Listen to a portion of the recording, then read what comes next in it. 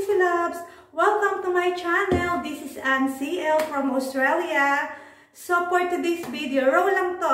Naisipan ko lang i-content itong my skin routine kasi nga may nagtanong kung nung nag-birthday ako, ilang taon na ako kasi may hawak akong cake na nakalagay 50 years old. 50 years old na ba raw ako?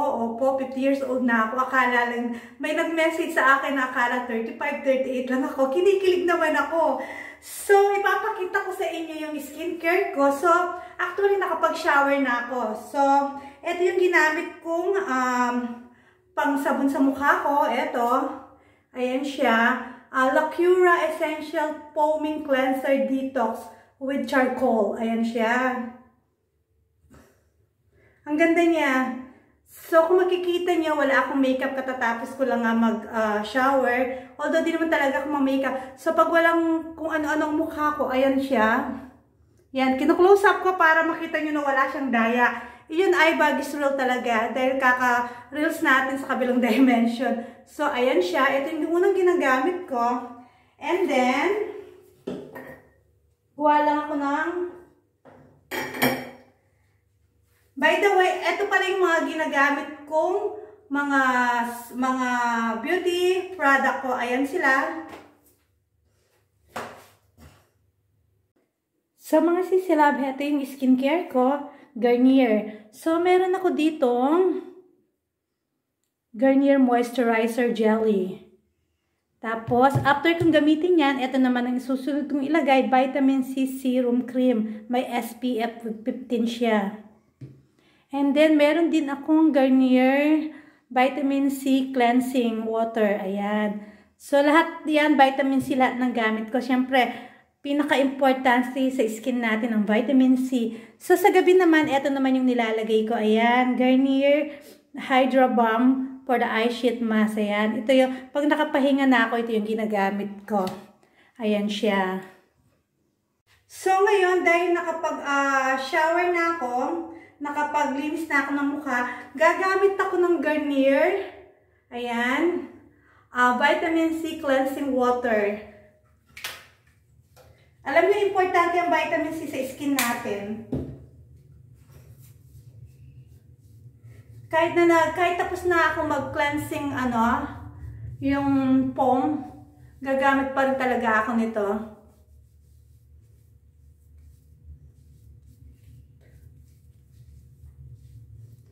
By the way, dun sa nagsasabi, original po yung kilay ko, ha?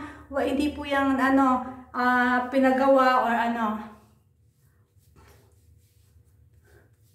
Swerte lang, medyo makapal ng konti. Kaya hindi ako nagkikilay light.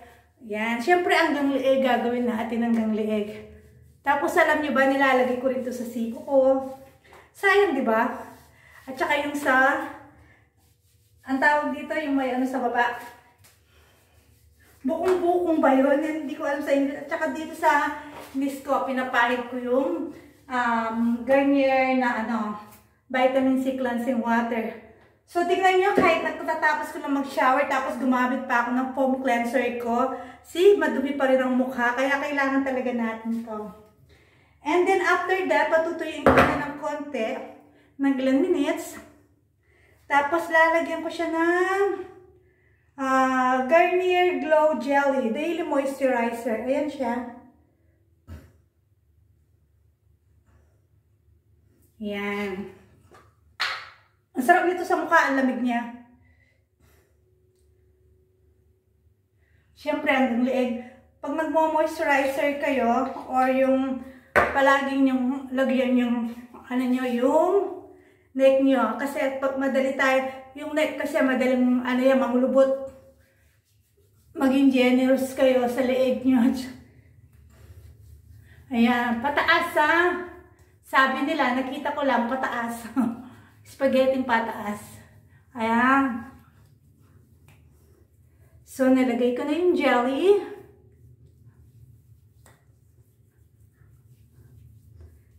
Ang sarap niya sa mukha, ang lamig niya.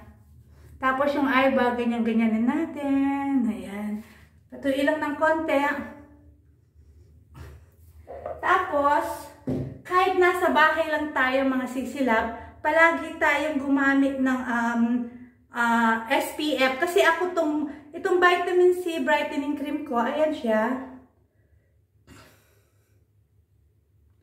Meron na siyang SPF 15. Ayan. Ganito siya.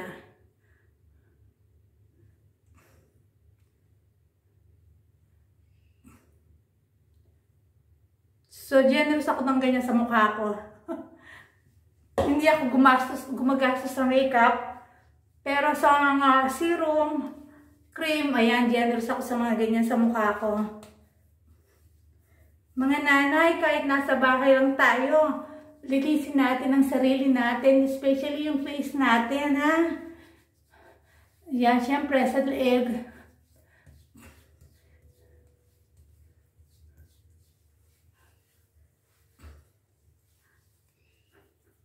O, ayan, edi may SPF na siya. Ayan, ito lang ang ginagamit ko. Tapos na ako. Ang dali lang, di ba?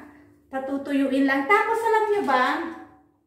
Meron ako ditong Hydra Balm Eye Sheet Mask. Ayan siya. Garnier din siya. Gustong-gusto kong product ng Garnier. Ayan. Ito, ilalagay ko para sa eye bag, sa wrinkles. Ayan. Nakakabawas siya. Moisturize siya ng smooth crowns, line, and hydrate. With green tea. Ang ganda nito. Nag-sale ito kasi ang price nito is $399. So, nag-sale siya ng $199. Bumili ako ng madami. So, ayan yung ginagamit ko. Pero ginagamit ko to kapag gabi na. So, pamayang gabi, mag-shower ulit ako. Tapos, gagamitin ko ulit yung mga ginamit ko ngayon. Tapos, ilalagay ko to. Ayan.